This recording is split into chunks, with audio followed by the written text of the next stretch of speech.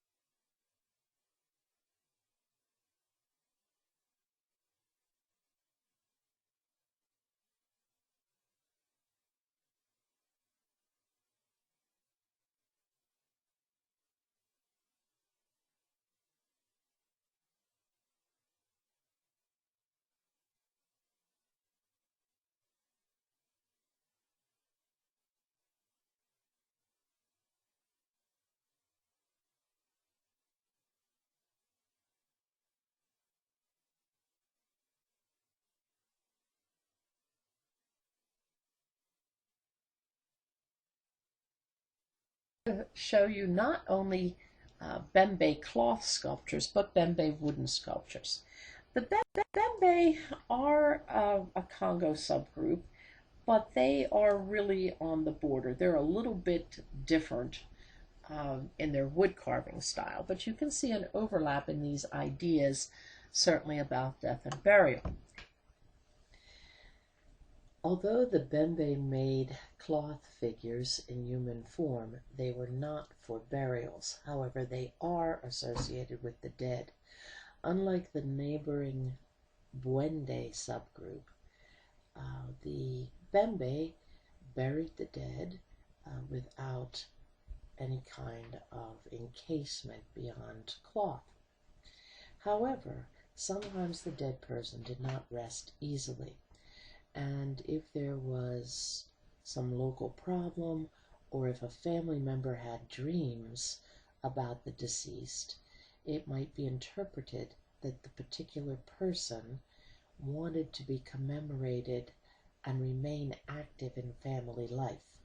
In that case, and this would take place sometime after the burial, after the body had already returned to earth and only bones were left, the bones would be removed from the grave, disinterred, and then a cloth figure would be created to encase them. So these are much smaller figures. They are not paraded with. Instead, once the bones were sewn inside the casing, like this, they were kept in a small shelter outside the family house. And then they would be consulted as divination aids, asked to weigh in on certain family decisions and so forth. So that we see a male figure, they're usually shown seated, a male figure on the left, and on the right a family, the female, the male, and presumably the child, all attired in pith helmets. Usually blankets were used for this outfit, and sometimes they were, if not naturally colored, would be colored red. Red being this, both black and red have to do with life, but red also has to do with death. So if we're thinking of that Kongo cosmogram, red really can be thought of as the color of both birth and death, with white as the afterlife and black as life. So here we see one of the figures. They have a different name, Mizudi, and this figure has white around the eyes that sort of opens up the eyes to the spirit world, tear tracks symbolizing mourning, and this gesture of one arm up and one arm down. It's a crossroads gesture. And you might remember I pointed it out when we looked at those Sundi swords in the lecture about royals. It points to an intermediary, a being that has one foot in the world of the living and one in the world of dead. And the ancestors move between these worlds to intercede on the behalf of their descendants or to keep their descendants in line if that's necessary. Here, another Mazudi in two shots. In this case, we have a cloth figure, and the bones are generally in the torso with leaves stuffing the rest of the sculpture, but with a wooden carved head and inset eyes. Those white inset eyes, which look very stark against the dark wood, are a hallmark of Bembe figurative sculpture entirely in wood. These objects are fairly large, not as large as the Nyambo by any means, but the Bembe's other sculptures are quite small, usually 6-7 inches high. They depict ancestors. Now, they don't have, these are real ancestors, family ancestors, known, named individuals, not some generalized dead person like the Nkisi represent. Instead, these are used differently. They're ancestors, and yet they have medicine in them. Actually, a lot has not been written about them. Rather than having the medicine, however, in a chamber in the torso, there's a hole drilled at the anus, and that's plugged up, and that's where the medicine is. These figures generally have an emphasis on the chest. The legs are quite short. The face is not as realistic as core Kongo groups would create. They're usually standing, though sometimes sitting, and the scarification patterns are unique. That is, they seem to be references to actual scarification by perhaps the individual ancestor whom they represent. In that case, they would be a portrait, but the portrait is in line with the scarification, not the facial features. They are, of course, of ideal age. Often we see them holding a weapon and a gourd. These are two different sculptures, but the iconography is similar. However, the scarification is not. Here we have two female figures, again with very complex scarification, and there's usually a little bit of porcelain or shell set into the eyes. That makes the Bembe sculptures very characteristically easy to recognize.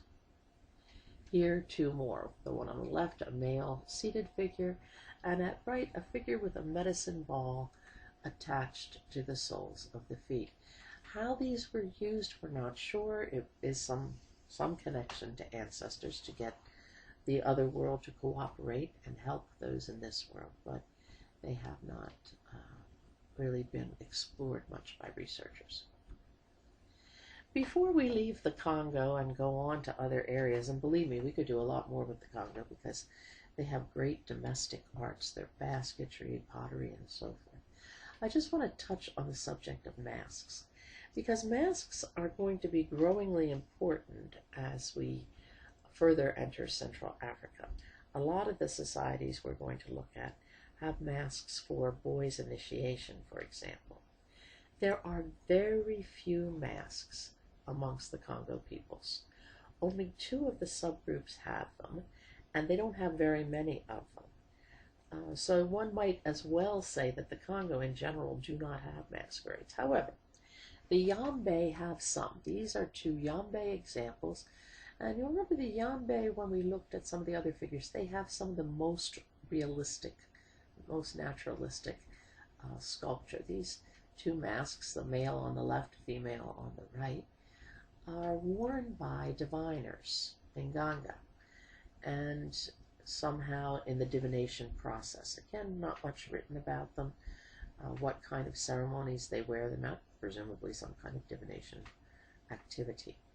The other kind of mask, which is easier, they're not hard to distinguish. The Yambe one's naturalistic. The other type, worn by the Woyo people, are generally painted in white and red, and they have a banana leaf costume, as you can see here. There's a group of them along with a procession.